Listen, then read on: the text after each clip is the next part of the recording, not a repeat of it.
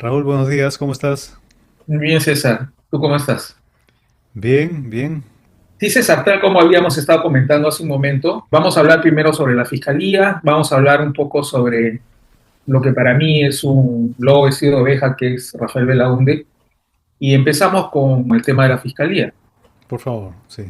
El Tribunal Constitucional ha declarado, valga la redundancia, inconstitucional los procesos inmediatos cuando se abren carpetas de investigación administrativa desde la Junta Nacional de Justicia contra algunos magistrados, llámense estos del Poder Judicial o de la Fiscalía de la Nación. Estos procesos inmediatos han sido prohibidos por el Tribunal Constitucional de manera tal de que han quedado nulas las acciones hechas por la Junta Nacional de Justicia anterior. Y me estoy refiriendo en específico de Luis Arce. Luis Arce Córdoba fue fiscal supremo y representante de la Fiscalía de la Nación ante el Jurado Nacional de Elecciones en las elecciones anteriores. Él fue destituido por la Junta Nacional de Justicia anterior. En realidad, el tema fue las elecciones, ¿no? El magistrado Córdoba trató de impedir que se llevara a cabo el proceso electoral de manera fluida porque las actas mostraban a Pedro Castillo como ganador de las elecciones del 2021. Él trató de bloquear todo el proceso de manera tal que se retrase el nombramiento de Pedro Castillo como presidente de la República. Además que permitió que Inostroza tuviera acceso a información electoral en esos momentos. Este magistrado fue sometido a un proceso inmediato y fue suspendido y luego destituido por la Junta Nacional de Justicia anterior.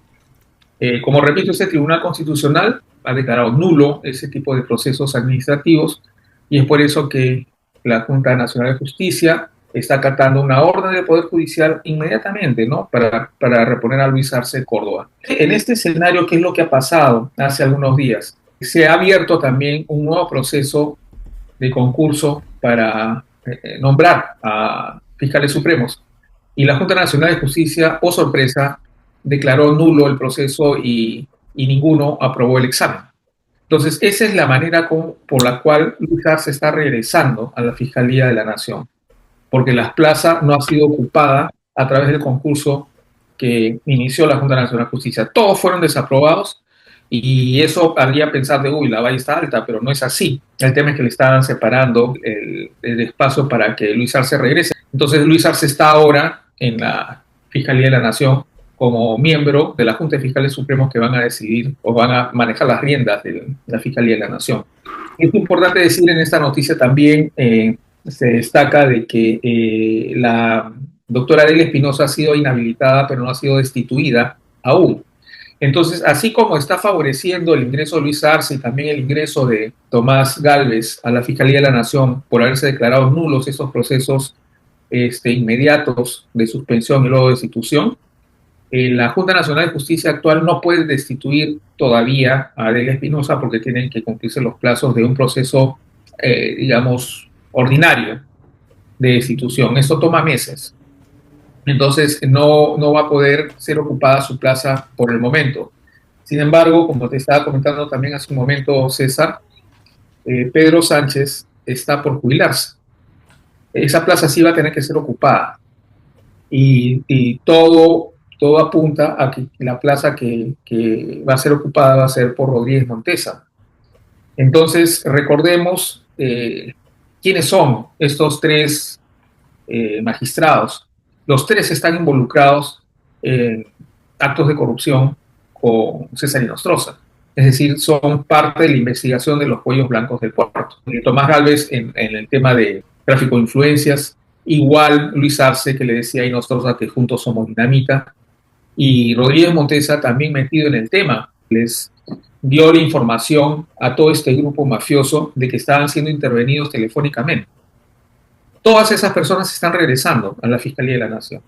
Y además también está Patricia Benavides, que como saben, en la Operación Valquiria fue identificada o fue nombrada como presunta cabecilla de una organización criminal. Esa es la Fiscalía de la Nación que tenemos y esa es la Fiscalía que necesita el pacto corrupto para sus fines, que obviamente sus fines inmediatos son las elecciones del 2026 y luego de esto que no los denuncien. Y probablemente sus carpetas en este lapso de lo que va a pasar de las elecciones van a ser archivadas, es lo más probable. O desaparecidas, porque han desaparecido muchas carpetas fiscales de pronto. Hay que acordarse que la subcomisión de acusaciones constitucionales simplemente limpió de polvo y paja a Luis Arce y a Ladino Gálvez.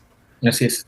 Entonces, los estándares políticos tendrían que tener mucho más exigencias con los ciudadanos que acceden al poder.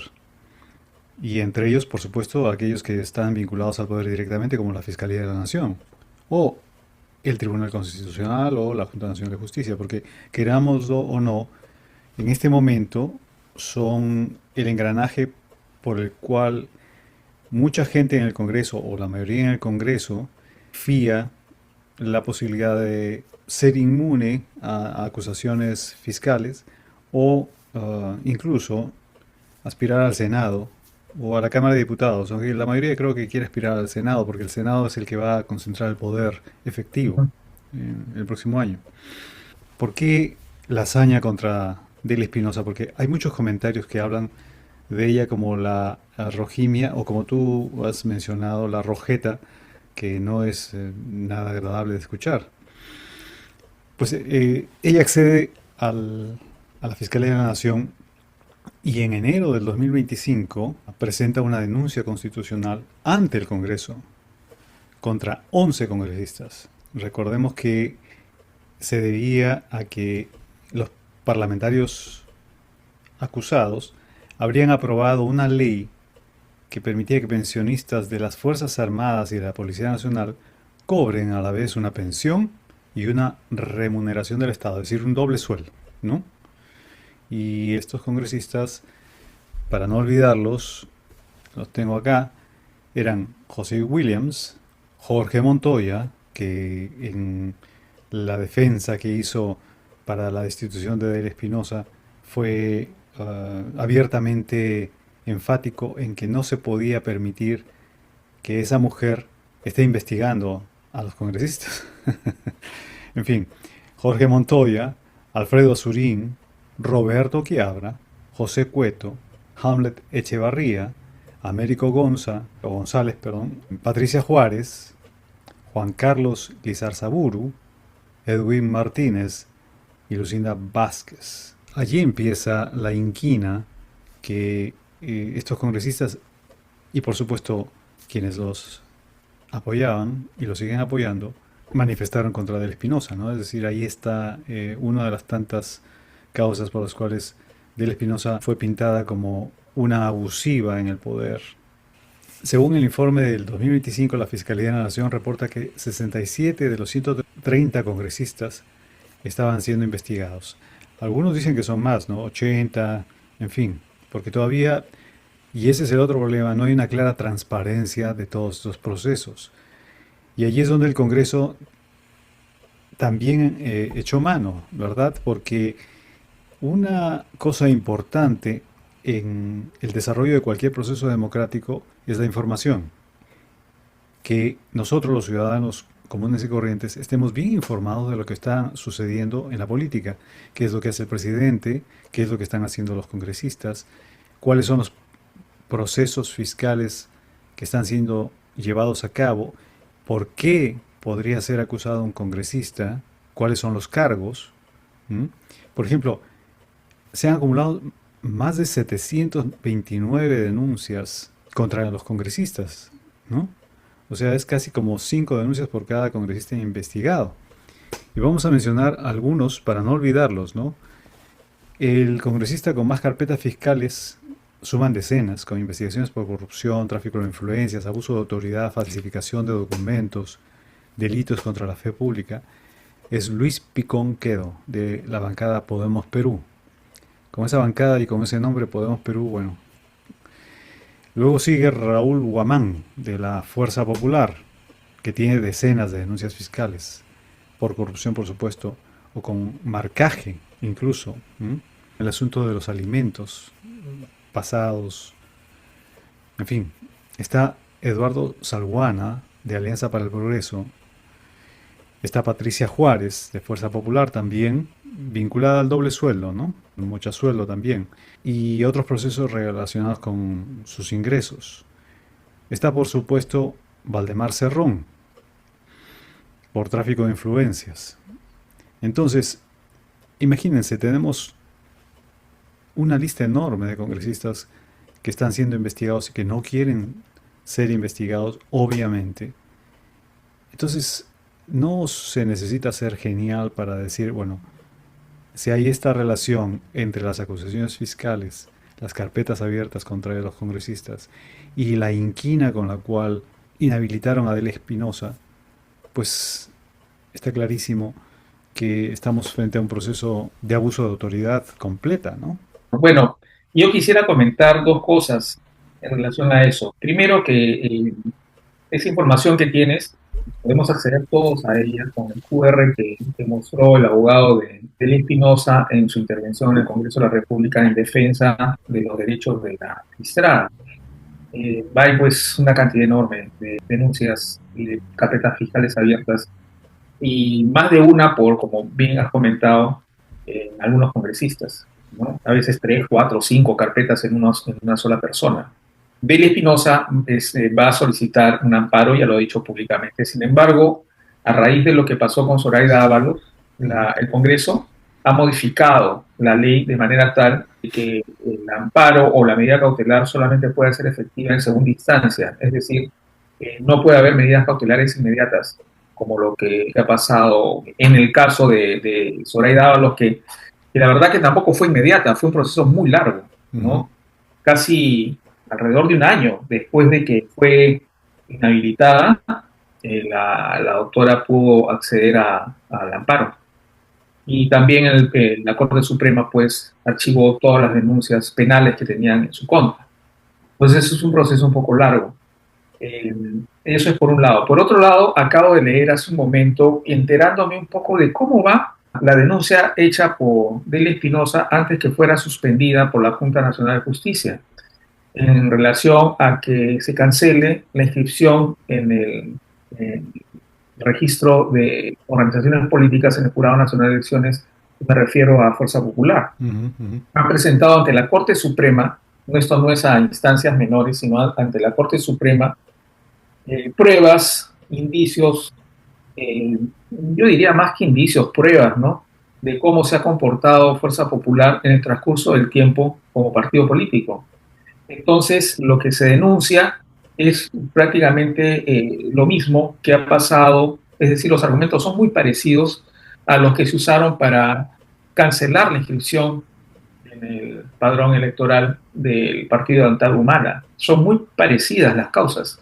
Entonces, como ya habíamos comentado en programas anteriores, la Corte Suprema tiene una papa caliente. ¿Pero en qué va el asunto?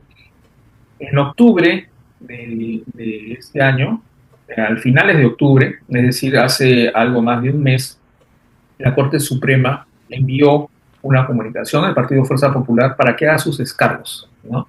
El expediente es grande porque tiene cerca de 1.500 folios.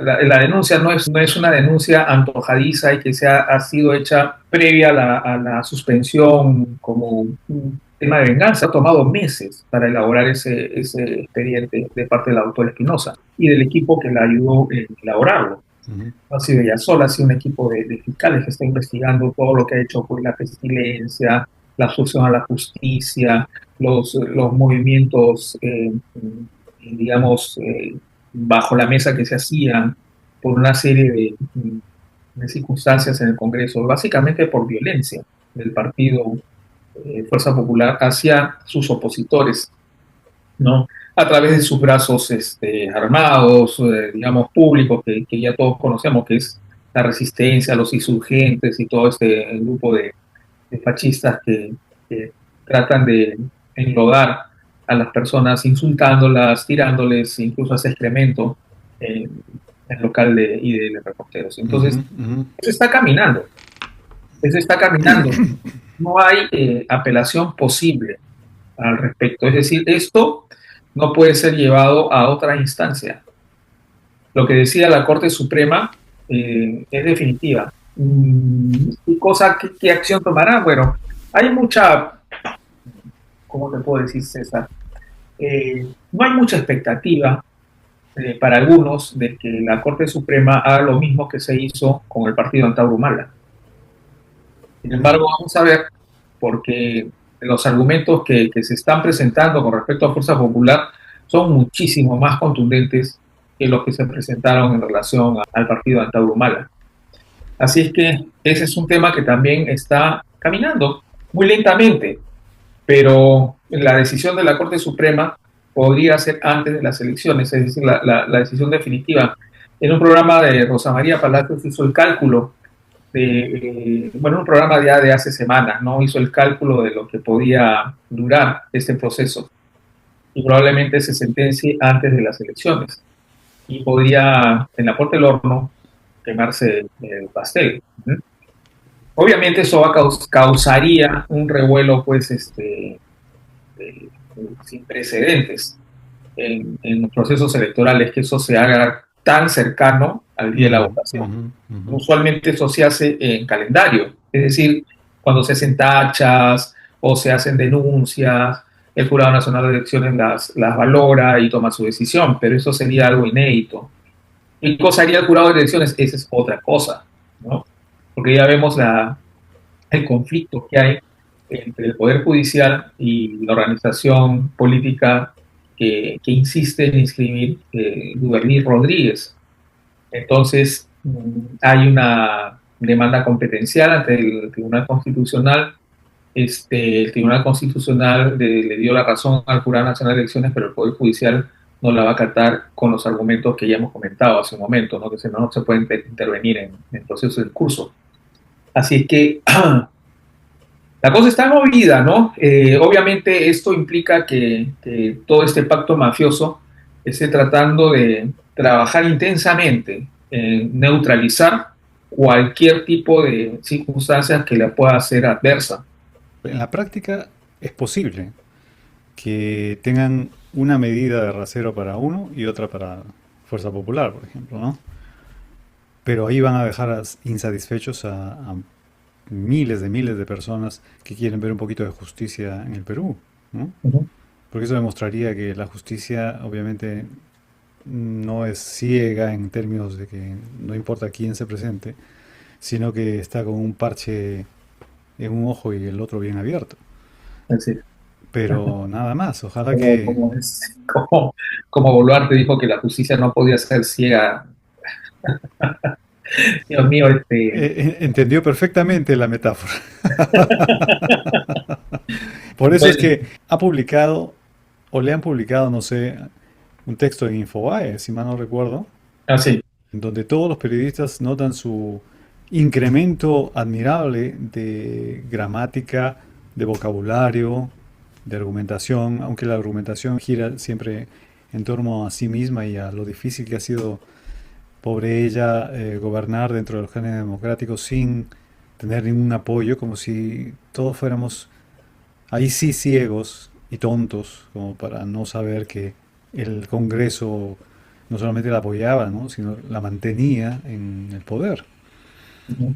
No sé cómo explicarme, hay cosas que no me puedo explicar más que con vergüenza ajena, una sensación de incomodidad, que alguien tenga una visión de sí misma tan ciega, tan distorsionada, que no tenga una medida un poquito más justa de la realidad, ¿no? Ujú. Como la entrevista que hizo Milagros Leiva a Gerí, la frivolidad llevada al periodismo. Y es una lástima que el comercio, que tiene pues un historial enorme, una historia paralela a la historia del Perú republicano, esté en estas condiciones, ¿no? Permitiendo que salga a hablar de esa manera alguien que, vamos, no aporta nada de lustre, ni brillo, ni nada por el estilo al periodismo, y más bien va en detrimento de la carrera, haciendo Ujú. una entrevista que es totalmente superficial, ¿no? Es decir, qué tal le va con las mujeres, cómo está su mamá, etcétera, etcétera. Y allí Geri más bien está demostrando su capacidad enorme para ser frívolo, precisamente. Ahí está feliz. Lo que estamos viendo es un espectáculo de vodevil, ¿no? Lo que más me preocupa es que dentro de los comentarios, si uno ve los comentarios, hay mucha gente que está encantada. Y ese es el problema. ¿Mm? Exacto. Ese es un gran problema que ya lo vamos a abordar al final con respecto a la encuesta. Entonces, sí, pues César Hildebrand fue muy agudo en su comentario y la verdad que yo también pensaría que quizás hubiera sido más digna la entrevista si hubiera estado hecha por Susi. Ese nivel. Y lamentablemente, ni siquiera es un tema que pudiera ser parte de esta fábrica de fake news que ya todos conocemos que es Willax. No, eso lo hacen a través del canal de YouTube que ha abierto El Comercio. Yo no sé si tantos periodistas que hacen columnas en El Comercio continuarán haciéndolas, porque, no sé, yo me sentiría mal si es que yo tuviera pues los pergaminos de esas personas muy destacadas que a veces hacen columnas en El Comercio, teniendo como compañera de trabajo y como líder de imagen institucional del diario llamado El Decano de América, a una persona como Leiva. Yo no permanecería un minuto más en el Comercio. Yo creo que eso sería una muestra de desprecio al trato que está dándose al periodismo de un diario de circulación nacional con tantos años de trabajo periodístico, que es siempre ha sido cuestionado por alguna intervención de tipo política que ha tenido el comercio a través del tiempo. Pero lo que ha pasado acá, yo creo que va a nivel de cómicos de la calle, una cosa así, ¿no? Estaba comentando justo con una profesora de periodismo acá que el gran problema es la intención de venta, ¿no? Es decir, mientras más se grite, mientras más se haga alguna cosa espectacular, o si no espectacular, por lo menos que apele a las emociones más elementales, sacar un perrito, por ejemplo, que es cojo, una ancianita, o simplemente lo que ha hecho Milagros Leiva, mientras más brindes eso, más likes o aprobación tienes en el público. Ujú. ¿Mm? En realidad es uno de los grandes problemas que afrontamos ahora y quizá por esa preocupación, Australia canceló para los niños el acceso a las redes sociales por norma. ¿No? Es todo un debate, pero el país está de acuerdo, todos han acordado de que es lo mejor para los niños, ¿no? Ujú. Someterlos o exponerlos a tanta frivolidad y tanta... pa- Perdónenme a aquellos que les guste, yo también a veces disfruto de esas tonterías, pero sé que son tonterías, de la tanta estupidez, porque vamos, payasadas divierten, pero tomarlas ya con la seriedad de verlas a cada momento, durante muchas horas al día, como decía Nietzsche también, quien mira demasiado al abismo puede caerse en él, ¿no? Ujú. Además de la frivolidad, que pudiera ser parte quizás de revista Cosas. Estamos en plena ola delincuencial, están asesinando gente, acaba de haber un atentado contra un líder político, acaba de haber un asesinato y aprovecho el momento, César, para pedir disculpas porque en el programa anterior hablé de que este candidato al Congreso era de Somos Perú.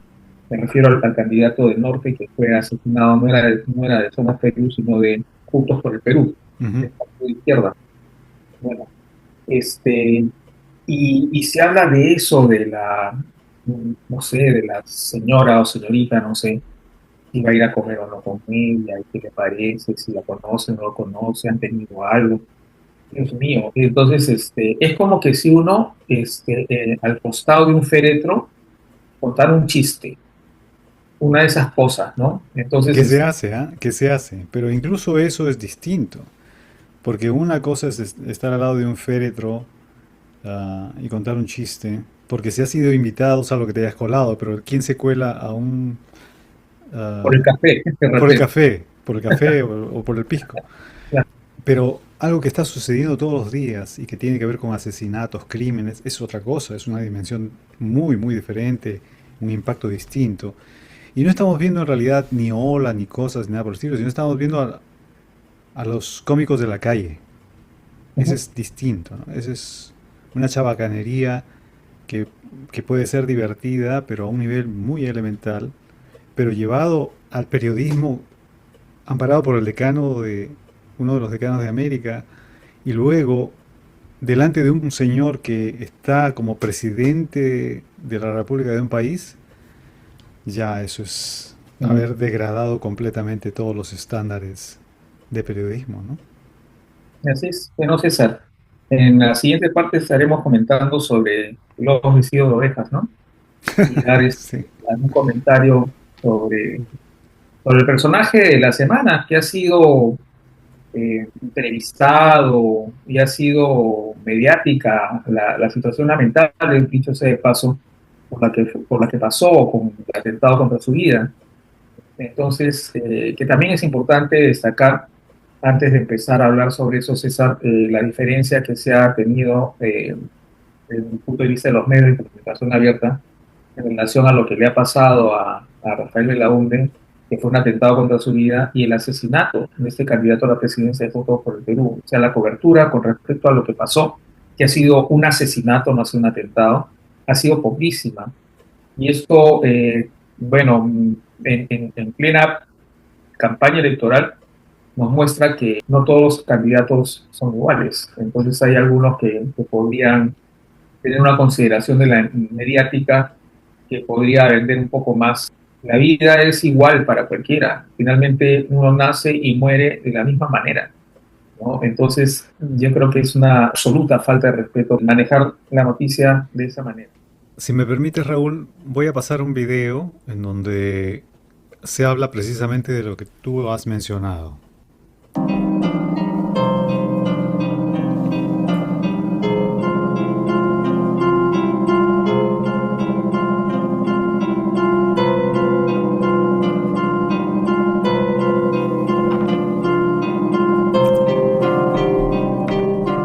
El señor abogado, y si tú lo aprecias, no estaba en su vehículo, es otro vehículo.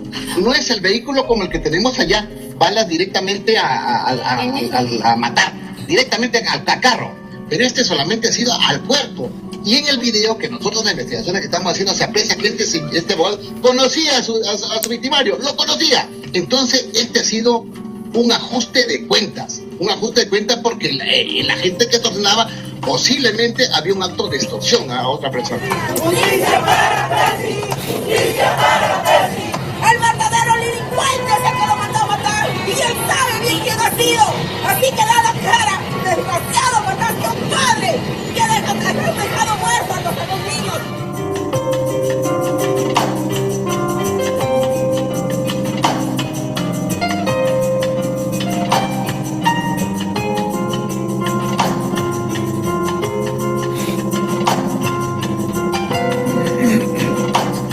Yo saludo, resalto, pongo en relieve toda la preocupación que han expresado los medios de comunicación. Pero lo que no puedo es dejar de expresar mi indignación en el marco de esa satisfacción porque han dedicado sus portadas a un evento dramático, que no hayan hecho absolutamente ni siquiera el amague de poner en su portada cuando hace unos días asesinaron. No lo en la esquina trataron de matar, lo mataron a Percy Ibanaque, un candidato a diputado. Y el asunto es mucho más grave todavía, porque no solo lo mataron, sino que días antes él anunció lo que estaba pasando y advirtió del riesgo al que estaba sometido y porque lo podían matar por denunciar lo que denunciaba. ¿Y qué cosa estaba denunciando? Que habían asesinado a otro dirigente, a un dirigente de construcción civil que tampoco los medios de comunicación pusieron mínimamente en su cobertura y que lo habían hecho malos policías totalmente vinculados a malos empresarios que querían deshacerse de alguien que les parecía incómodo.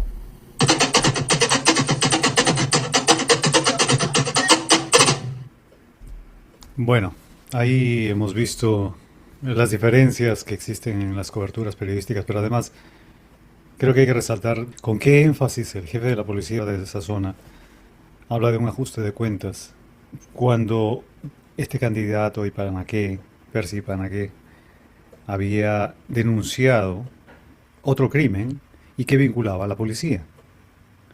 Entonces es una situación bastante sospechosa. La Policía Nacional tiene una historia pues lamentable de hechos de corrupción que no son aislados, compromete a la institución. Yo creo que cualquier persona que maneje, vamos por el ejemplo más benigno, por llamarlo de alguna manera, cualquier persona que maneje y alguna vez un policía lo haya parado por alguna infracción, el, el 99%, si no es el 100% de la gente puede entrar en la tranza de pagarle una coima.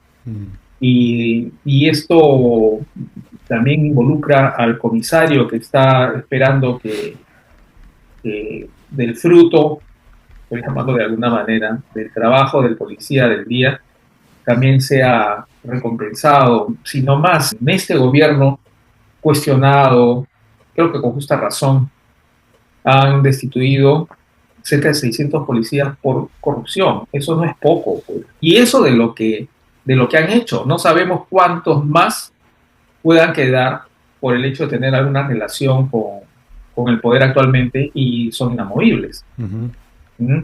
Nomás el comandante general de la policía del gobierno de Dina Boluarte ha sido separado del cargo por corrupción. O sea, estamos hablando de la máxima autoridad de la Policía Nacional del Perú. En fin. A raíz de las diferencias, no solamente es una cuestión de que la policía esté involucrada o no, todavía es una sospecha, ¿no? Estamos lanzando la sospecha acá, porque es, vamos, demasiadas coincidencias. Pero también es el hecho de que la cobertura tiene que ver con la diferencia del estatus de prestigio que en nuestro país tienen los apellidos y tienen los vínculos familiares. Lo que habíamos hablado detrás de cámaras. Voy a leer brevemente una cosita con respecto a Belaúnde, ¿no? Es hijo de un ex senador, Rafael Belaúnde Obory, hijo de María Eugenia Llosa Montaño, nieto del 2 veces presidente del Perú, Belaúnde Terry, y del diplomático Jorge Guillermo Llosa Perroa. Es bisnieto de Rafael Belaúnde Díez Canseco, presidente del Consejo de Ministros del gobierno de José Luis Bustamante y Rivero, que además era pariente suyo, y de Ernesto Montañe, Mad Cos, que también obviamente era pariente suyo. Descendiente del expresidente peruano Pedro Díez Canseco Corbacho. Entonces tenemos a alguien que además estudió en la Universidad de Lima, Ciencias Económicas, etcétera. Se está vinculado desde sus orígenes a una larga tradición política con vínculos con el poder desde siempre. Entonces, no es lo mismo apellidarse Belaúnde Llosa que apellidarse Ipanaque Navarro en nuestro país. No es lo mismo haber estudiado en la Universidad de Lima y moverse con facilidad tanto en medios sociales como políticos, como haber estudiado en Piura, ser provinciano y vivir, digamos, en segunda plana. A veces tengo la impresión de que en nuestro país hay ciudadanos de primera y segunda clase. No es lo mismo ser un hombre de la sierra o una mujer de la selva que alguien que crece en Lima, en Miraflores.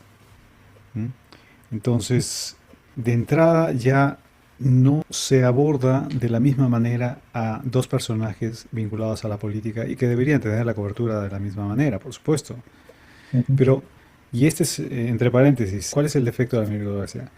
Tú puedes ser un abogado, pero no es lo mismo ser un abogado que ha estudiado en la Universidad de Lima o en la Universidad Católica que ser un abogado que ha estudiado, por ejemplo, no sé, en la Federico Villarreal y que es provinciano y que no tiene ningún amparo familiar ni ningún prestigio social que alguien que sí lo tiene de entrada por sus padres, sus abuelos, sus tíos o quien sea. Entonces, no es que dos abogados que se presenten a un puesto, al mismo puesto, pueden haber académicamente ser equivalentes. No son lo mismo, tienen ventajas distintas a la hora de empezar a trabajar. Alguien, por ejemplo, podría no haber tenido dinero para poder estudiar idiomas. Y la otra persona sí, de entrada, ya maneja 2, 3, 4 idiomas. Entonces, es perfecta la meritocracia en una sociedad más igualitaria. Pero en una sociedad de enormes desigualdades, la meritocracia no funciona. Y eso es lo que estamos viendo de refilón en lo que ha pasado con las coberturas periodísticas tanto de Ipanaque como de Belaunde. Así es, César. Hazle entender eso a un tipo que se sienta frente a ti y te dice que el pobre es pobre porque quiere. Mm. Hazle entender que existen inequidades que no han sido superadas en países como nuestro, ni siquiera en países que pueden estar un paso más adelante de nuestro, como Chile, por ejemplo. Ujú. Este tiene una ventaja de 30, 40 o 50 años, ya no sé cuántos, más adelantada que el Perú, porque su sistema político, si bien es cierto, puede tener una serie de efectos, no ha llegado a las mazmorras de la Avenida Bancay. Ujú. Entonces, ese tema, pues es esa especie de calabozo de gárgolas hambrientas de poder y llenas de corrupción y también indispensables para la impunidad, no solamente de ellos, sino también de las autoridades a las cuales han nombrado, que deberían, como dice César Hildebrand, pasar al banquillo de los acusados, ojalá en algún momento, no sabemos cuándo, pero estas personas las van a tener que pagar, las van a tener que pagar. Bueno, entonces al entender esas cosas a estas personas es muy difícil, ¿no? Que puedan entender este tema de las inequidades en países como nuestro, que están profundamente arraigadas en Perú por el clasismo y el racismo. Es básicamente un poco lo que podríamos hablar, programas enteros al respecto, ¿no? Y es la base, fundamentalmente creo yo que es la base nutricia de toda la corrupción. Así es. Bueno, hablemos un poco de Rafael Belaunde. Él ha sido un personaje mediático por lo que ha pasado, el atentado contra su vida. Él mismo no sabe si ha sido, o sea, no reconoce la intención de los que se enfrentaron contra él y trataron de matarlo. No se sabe si era para asaltarlo y llevarse su carro, pero él respondió e incluso dice que no sabe si llegó a hacerle daño a alguna de las personas que estaban en la moto. Ha sido un personaje mediático en esta semana, ha tenido entrevistas en varios programas dominicales, ha tenido entrevistas en medios digitales también. Entonces, yo quiero referirme a dos principalmente, a los que hizo Marcos Cifuentes e hizo Curwen. Marcos Cifuentes le saca una serie de tweets que él hizo en el momento en que se estaban desarrollando las protestas en el Perú. Ya habían fallecidos cuando él estaba dando esos tweets. Y hablaba de los que protestaban como subversivos, es decir, los que ruqueaba sin asco, ¿no? Y salía en defensa de la Policía Nacional.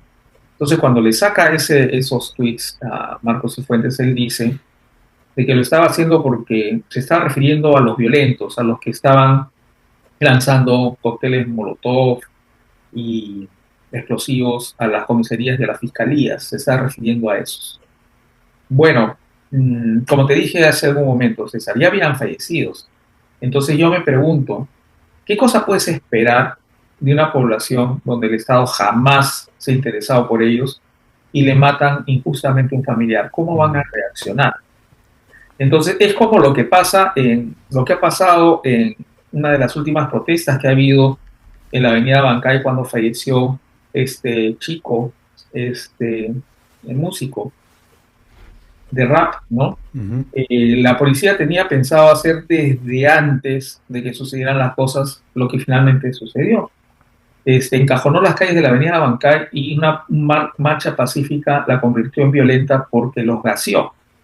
Cosa que no han hecho con los mineros informales, que son una desgracia, mineros informales, mineros ilegales, diría yo, que son una desgracia para el Perú y para el mundo. El especial que hizo Cuarto Poder en el domingo último muestra las dragas que están colocadas en los ríos y que para poder, digamos, en una especie de alfombra, que es una especie de tela que es un colador para poder captar el oro, usan mercurio. Sí. De manera tal de que contaminan las zonas aledañas y el río, obviamente, sabe Dios cuántos kilómetros están contaminados.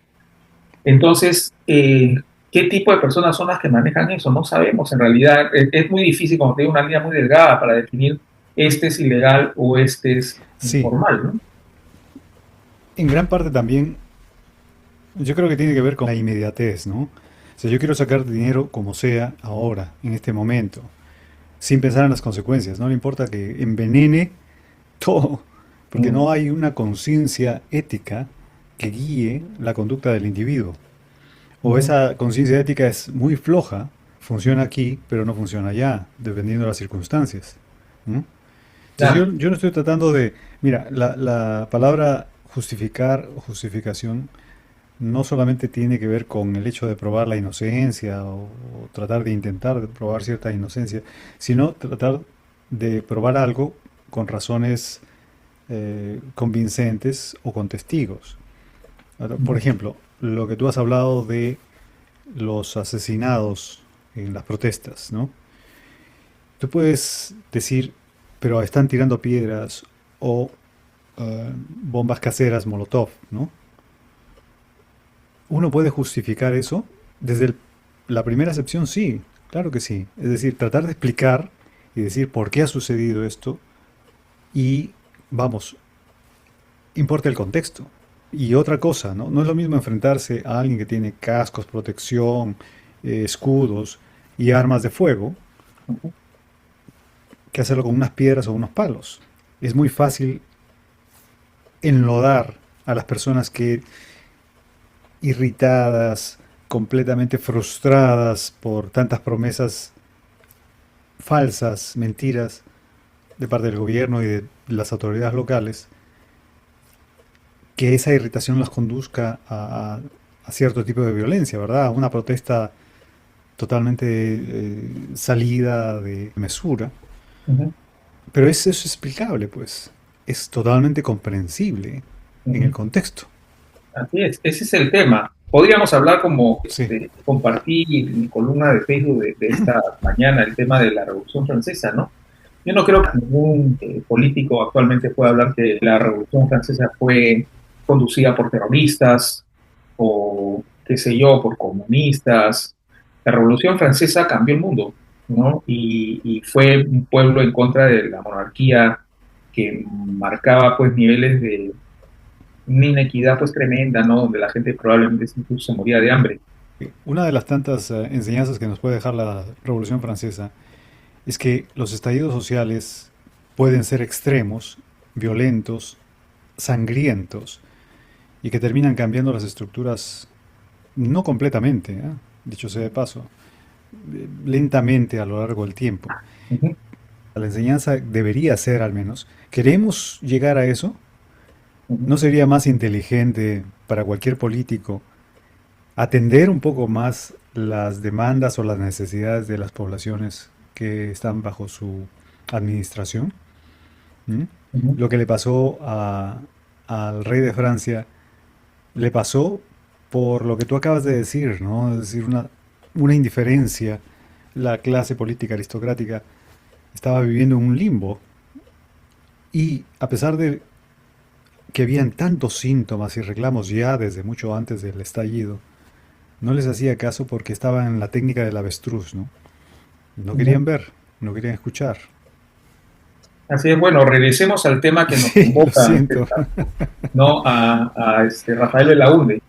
Bueno, a ver, convengamos en que él se refería a los que estaban pues atacando con explosivos y bombas molotov a las comisarías.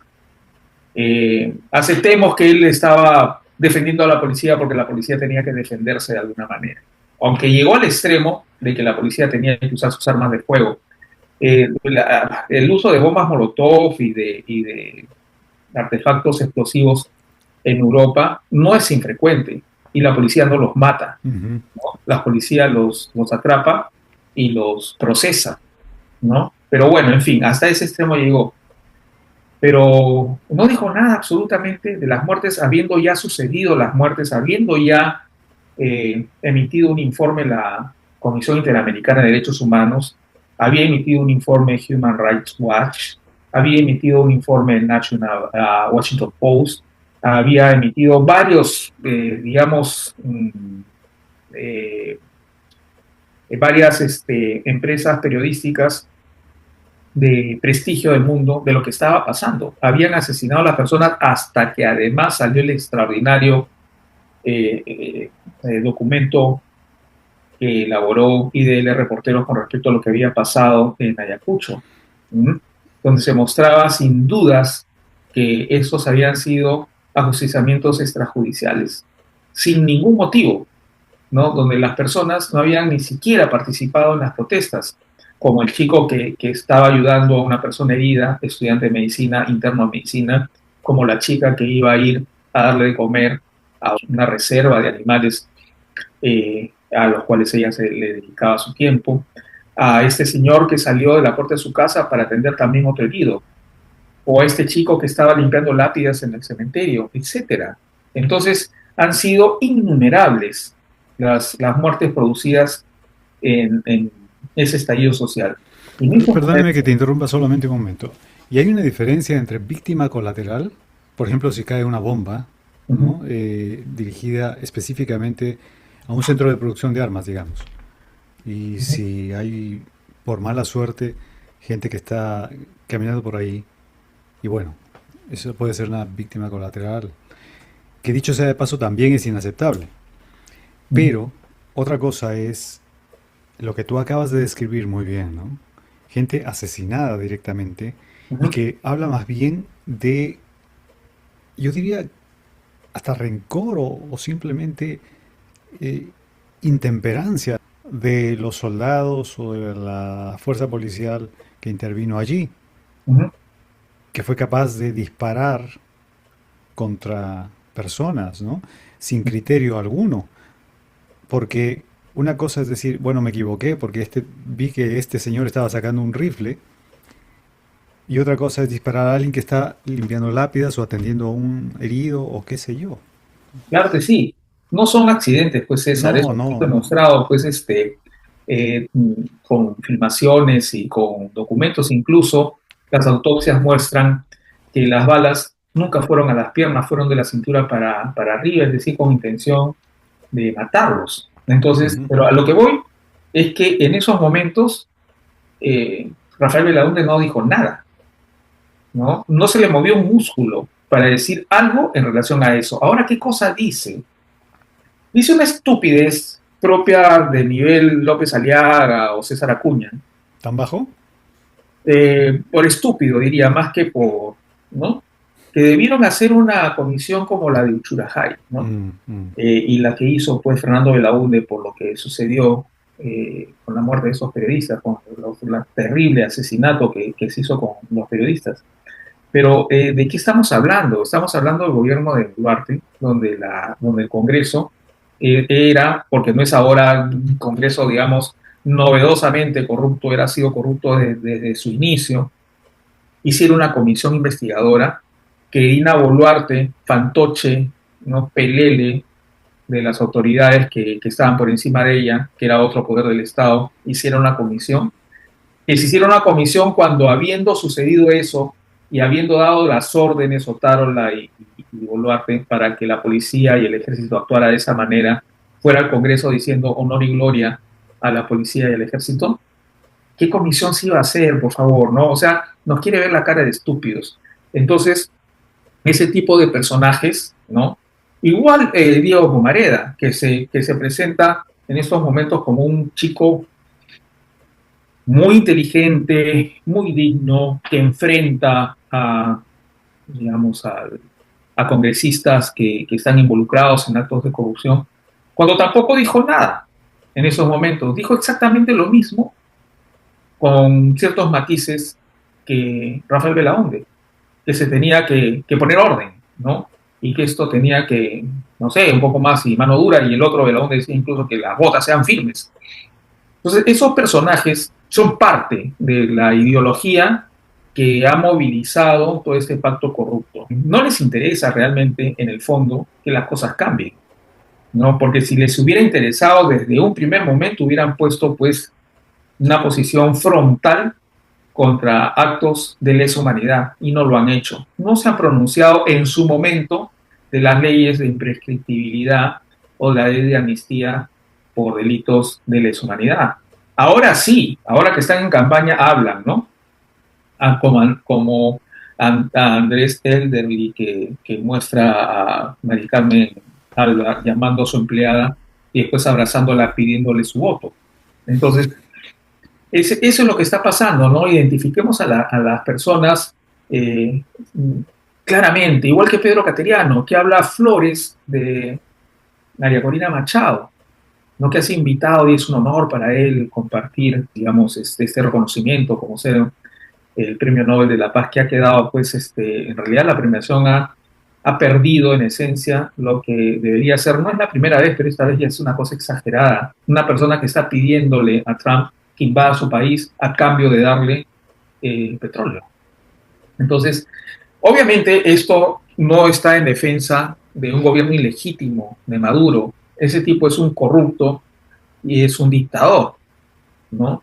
Pero otra cosa es lo que hace María Corina Machado con el afán de tomar las riendas del poder, que además tiene antecedentes de ser una pro-golpista.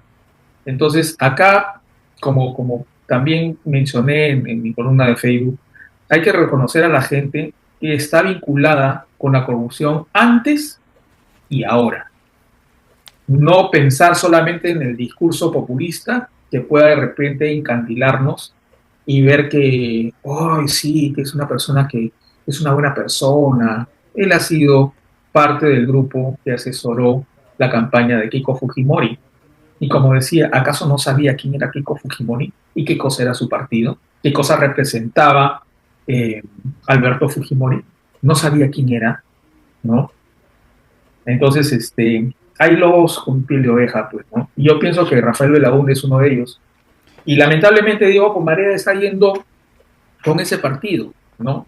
De repente pudo haber escogido otro, ¿no?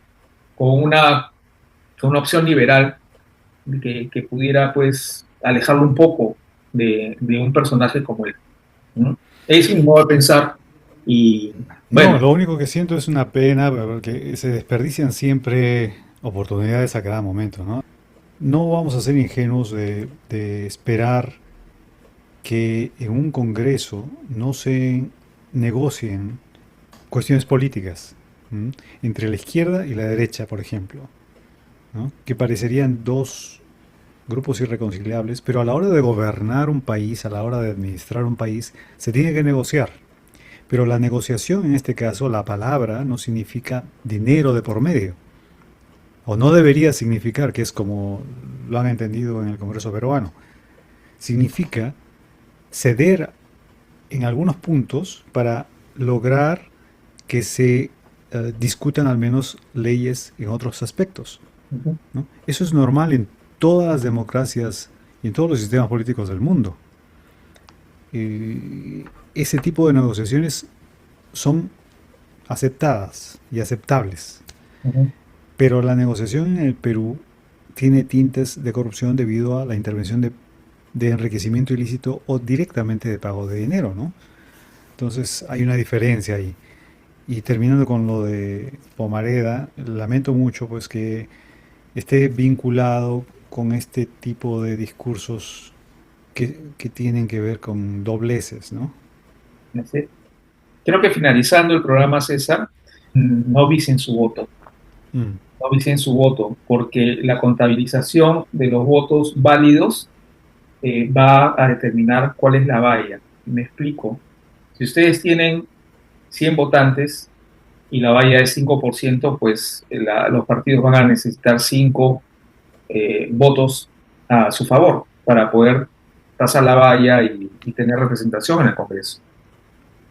Pero si es que en ese universo hay 50 votos viciados, los votos válidos no van a ser 100, van a ser 50. Y la cantidad de votos que necesitaría un partido para pasar la valla del 5% de 50 sería la mitad. 2,5, digamos 2 votos a su favor. Y así, mientras más se vicien los votos, la valla va a ser más baja. Y eso va a permitir que partidos con ínfima representación a nivel popular, como lo que estamos viendo, ¿no? Con el 3,7% de Keiko Fujimori, con el 6% de López Aliaga, con el 3% de Carlos Álvarez, y así como otros, logren tener representación en el Congreso, y eso lo tenemos que impedir. No solamente no votar por ellos, sino votar por alguien. y que ese voto sea un voto informado y veamos bien quiénes son los representantes al Congreso de cada lista. Es un compromiso con los que nos siguen. Todavía no podemos hacerlo porque no se han definido, pero espero que en las próximas semanas ya esto esté definido y estemos presentando las listas parlamentarias que podrían ser atendibles para que voten por ellas, ¿no? Y no visen su voto. No visen su voto, esa es una cosa fundamental. Y obviamente vayan a votar, porque el ausentismo también favorece al corrupto. Dejemos de lado digamos, estos rencores contra la clase política y vayamos a votar y elijamos a cualquiera, ¿no? Que sea razonablemente atendible en relación a sus propuestas y a la gente que está invitando para que ingresen al Congreso. Yo creo que eso sería lo último que quería decir en este programa, César, y no sé si habría algo más que acotar. Solo espero que nos vacunemos contra la superficialidad y la frivolidad que tan bien han quedado demostradas con la entrevista de Milagros Leiva. Así que tratemos de, también mea culpa, todos, de sobrepasar esos niveles tan ínfimos de comunicación y tratar de ser más exigentes, ¿no? Pedir más calidad, menos vulgaridad, menos chabacanería, discursos más atendibles en términos de razonamiento alturado y demás. Así es, bueno, terminaría diciendo, César, permíteme, de que una de las herramientas que tiene el pacto corrupto para mantenerse en el poder, además de este sistema caótico de elección, copar el poder electoral y hacer votos por nuestra propia estupidez. Esperemos que ni una ni otra lo logren. Y bueno, esperemos comentar algo positivo la próxima semana, César. Sí, siempre cabe la esperanza. Ok. Un abrazo enorme. Hasta el próximo miércoles. Chao, chao. Cuídense mucho. Chao.